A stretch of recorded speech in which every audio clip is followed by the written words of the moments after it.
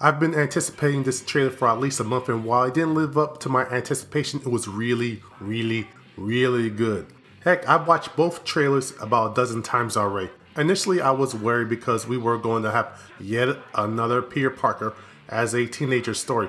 But since this is being incorporated into the MCU, and hopefully this will be the last time for at least the next 10 plus years, hopefully, that we'll have yet another teenage Peter Parker.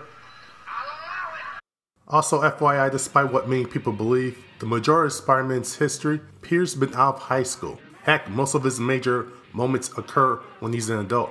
Anyway, two of the best moments were the beginning and the end of the trailer. The beginning, we get to see him handling some basic criminals with high-tech gear, and it displays his powers and personality and his humor. Which, you gotta admit, the first three Spider-Man films was missing the Spidey humor. We also get to see how he uses humor as a defense mechanism. The end of the trailer shows Spidey and Iron Man swinging and flying away, and shows that Tony finally trusts him fully at some point during the film. Now, I hope this last image is at the very end of the film, but it's most likely from the middle or the beginning of the climax. Looking at the school parts, it looks like they're grabbing different parts from different Spider-Man stories. An example would be Peter's friend, who reminds me of Genki from the Miles Morales Spider-Man. I'm not sure who the girls are supposed to be. Early assumptions would be maybe Liz Allen, Bay Bryant, Gwen Stacy, or maybe Mary Jane Watson. But I seem to remember a random image a few months ago with Spidey saving some redhead, so who knows. The Peter and Tony Stark scene was funny. I guess the point of having it in the trailer was Sony saying, see, this isn't like our past films. This is a true Marvel Universe film. Also, cool shirt, Pete. Based on the international trailer, it looks like there still isn't a new team of Avengers yet. Steve's band is more of a secret Avengers.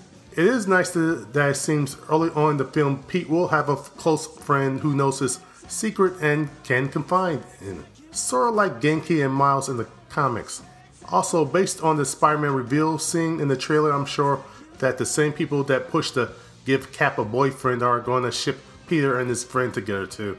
Also, I'm not counting Aunt May though. I think it's obvious in Civil War that she knows Pete is Spider-Man. I like the look of the Vulture in the film, and I'll bet my paycheck that in the next few months in the comic books, the comic book Vulture will look the same, which is odd since the average moviegoer isn't going to go back to read the comics. Also, the cops taking aim at Spidey, it looks like the Spider-Man being a menace thing will be played up here. I just hope that J. Jonah Jameson pops up in the film to fan those flames. It would be funny and meta even if J.K. Simmons had a cameo as him. Make it happen, Sony. Also, the web wings look awesome. Also, it looks like we see an early version of the Shocker. Hopefully, the design won't be lazy, and also they won't use the quilt look of the comics. I like the design of the Vulture, and I think Michael Keaton is a good actor for the role. He can display the menace needed.